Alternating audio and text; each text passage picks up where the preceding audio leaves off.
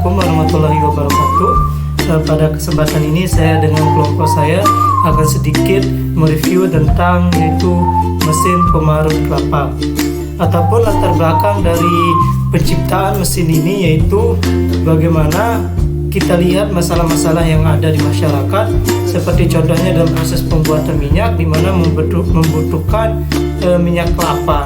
Nah, di dalam proses itu maka diperlukan kelapa yang sudah di mana dilakukan pengolahan terhadap kelapa, di mana kelapa dikupas kemudian diparut. Nah, di situ kita melihat kendala di mana dalam proses pemarutan itu membutuhkan waktu yang lama, dan jika dilakukan manual maka lama serta hasilnya pun tidak optimal.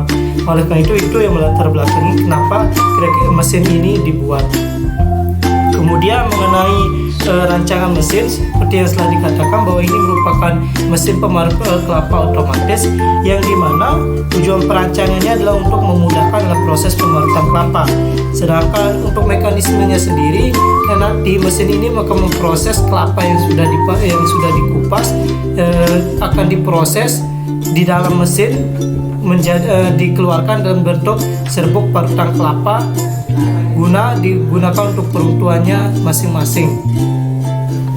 Adapun bagian-bagian dari mesin pemarut kelapa yaitu yang pertama adalah hopper, yang kedua unloading atau tempat pengeluaran, yang ketiga silinder pemarut, yang keempat motor bensin atau motor listrik, yang kelima ada pule, yang keenam ada sabuk atau bel, yang ketujuh ada penutup silinder, yang ke-8 ada rangka mesin, dan yang ke-9 ada bearing, dan yang terakhir adalah poros. Adapun fungsi hopper merupakan tempat untuk memasukkan kelapa yang akan diparut. Unloading yaitu saluran atau bagian tempat keluarnya hasil dari parutan kelapa. Sedangkan silinder sebagai pemarut merupakan bagian bergerigi yang nantinya berfungsi untuk memarut kelapa. Adapun pule yang berfungsi untuk dudukan sabuk yang berguna untuk meneruskan daya atau putaran. Yang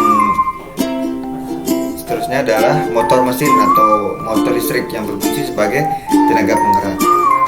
Saya akan melanjutkan penjelasan dari bagian-bagiannya tadi, yaitu ada sabuk bel yang berfungsi untuk menyalakan putaran puli pada motor penggerak menuju puli pada proses poros silinder parut. Kemudian ada penutup silinder berfungsi untuk menutup bagian silinder pada proses pemarutan agar hasil parutan tidak berterbangan. Kemudian ada rangka mesin yang berfungsi sebagai penyongkong atau penumpu rangkaian mesin yang lain. Bearing berfungsi sebagai dudukan poros, dan poros berfungsi untuk meneruskan putaran dari poros motor ke poros pisau pemotong. Yang secara umum interaksi yang terjadi mulai dari motor bensin atau motor listrik yang menghasilkan tenaga berupa gerak putar yang kemudian disalurkan oleh pule dengan pelantara sabuk atau bel, kemudian diterima oleh pule yang berada pada bagian poros mesin yang kemudian menggerakkan silinder pemarut untuk melakukan proses pemarutan. Mungkin itu saja yang dapat saya sampaikan. Lebih kurangnya saya mohon maaf. Wassalamualaikum warahmatullahi wabarakatuh.